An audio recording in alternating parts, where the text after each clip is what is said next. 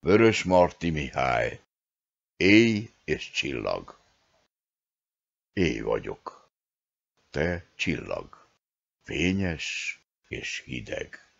Én setét a bútól, s vágy miatt beteg. Általad homályon fájva összereng, míg fölötte arcod istensége leng. Szép sugáraittól el nem alhatom, mégis éber kínnal hozzád álmodom. Felkívánom vinni, amit rejt a hit, a föld gyermekének édes titkait.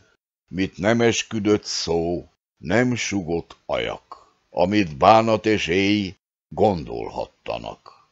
Felkívánom vinni gyászos arcomat, hogy világosabb légy árnyékom miatt, s mind inkább lejendek, bútól fekete, annyival dicsőbben kezdj ragyogni te.